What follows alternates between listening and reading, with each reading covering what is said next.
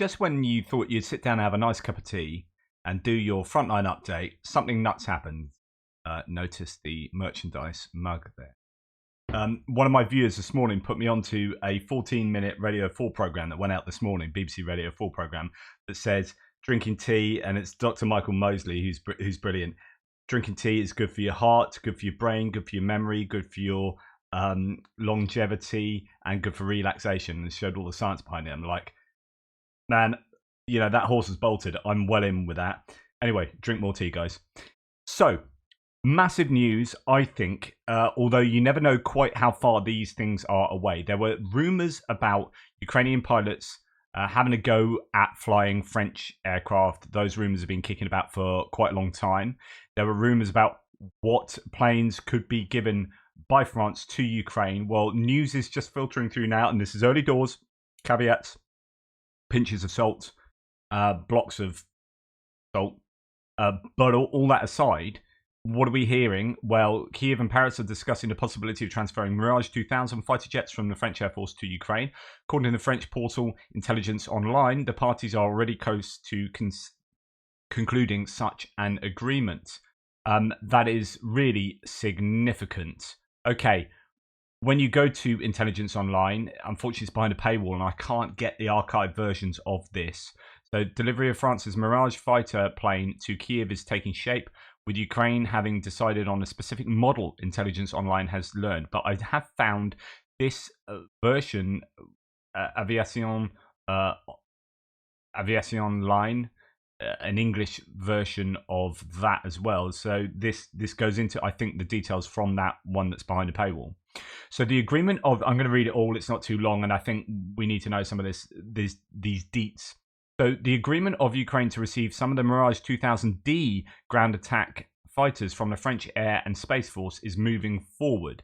According to the French site Intelligence Online, a delegation of Ukrainian Air Force headquarters commanders travelled to France to finalise the details of the future agreement under which they will receive as yet undetermined number of Mirage 2000 fighters. In particular, Kyiv is interested in the specialised ground attack version, the Mirage 2000D. As a result of the agreements reached last year between Zelensky and Macron, France has begun training unofficially a contingent of Ukrainian pilots on the Mirage weapon system for several months at 4 bases: Nancy-Hoche, Mont-de-Marsan, Vélizy, and Romorantin-Lanthenay. Sorry, it's been a long time. That's exactly what I was talking about. So these rumours appear to have been pretty much true. I mean, there's rumours about this with F-16s in the US, so on and so forth. The Mirage 2000D are optimised for low-altitude flight and ground attack ground support and can carry ASTAC, ASTAC, electronic reconnaissance pods, advanced IR CCTV, laser targeting pods, and launch Scalp EG or Storm Shadow cruise missiles and laser-guided bombs. Ooh, that's useful, right? France has more than 50 of these aircraft, which are receiving a midlife modernisation to improve their air-to-air and air-to-ground capabilities, as well as a complementary tactile centralised attack and navigation system that will facilitate man-machine dialogue. So midlife modernisation are, instead of trashing a plane and getting a brand new, doing all the research, R&D and testing, designing and building of a new airframe, you upgrade your existing airframe, and they have different stages with which they can be upgraded, and this is where you see what you see with the different kind of blocks of F-16s, and it really does depend what F-16 Ukraine gets as to how capable it will be.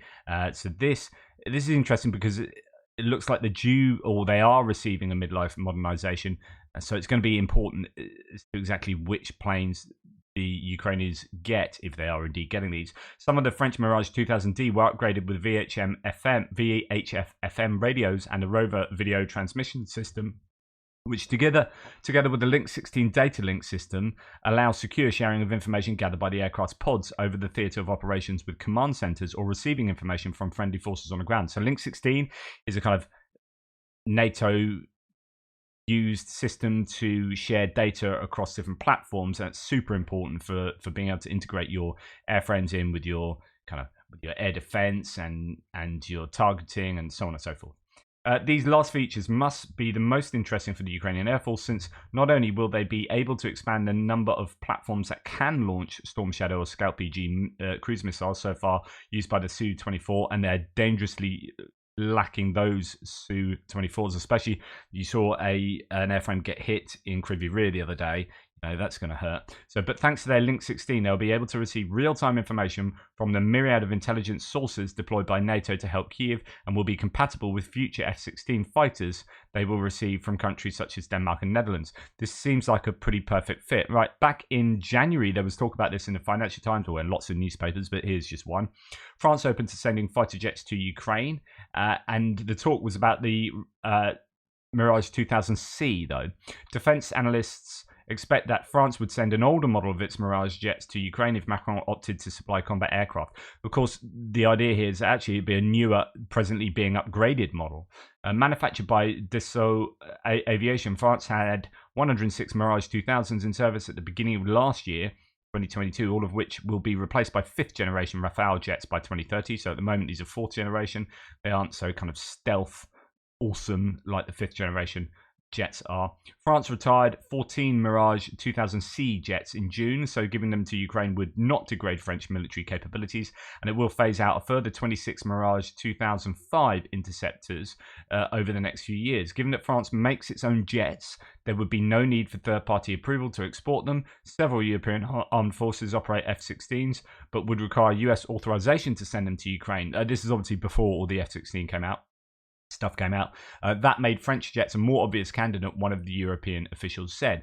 I wonder whether you've seen a lack of France getting involved in, sending main battle tanks, although they send the AMX light tanks, but a lack of seeing France on these big headline gifts like Germany has been, because this might have been in the pipeline for some time. And Macron was like, well, we're giving you a bunch of really, really cool jets, or that's at least it's ongoing. So, we might get slammed by people for not giving you a lot of stuff, but we know what's going on under the bonnet, under the radar. So that could be an explanation there. I mean, the Rafale it's not new, right? It's been around, designed in the 70s, introduced in the 80s. Let's see if we can see anything to do with the different variations of them. Yeah, here we go. So the Mirage 2000C upgrades includes the addition of non-cooperative target recognition (NCTR) mode to the RDI radar to allow identification of airborne targets not responding to identification friend or foe (IFF), and the ability to carry air-to-ground stores such as rocket pods, iron bombs, and cluster bombs. Some variants, especially those equipped with the RDM radar, mainly used in export models, have the capability to use the Exocet anti-ship missile. 2000D is dedicated conventional attack variant developed from the Mirage 2000M, which is a nuclear strike variant. I don't know if there's a huge amount of difference between a C and D, to be honest, looking at that. But I think this is really significant news. The question, as ever with this, is how long until you see these flying in the skies above Ukraine. How much has been happening behind closed doors that we don't know about? Is this just like, right, now we signed a deal, here they are to train on, although there's talk about them already having done some training, but is that like enough to get these airframes operational in the skies above Ukraine? So how long until we see these working on Russian defenses or on Russian targets? I don't know. This is obviously just filtering through now. There'll be lots more to add to this, but I think that's fantastic news. So for Thierry and my French friends in the threads, well done, guys. I'm sure you've been putting in a good word. I'm sure it's down to you guys. Anyway, thanks for watching. I'm going to get on and do the frontline update. Oh, and drink more tea.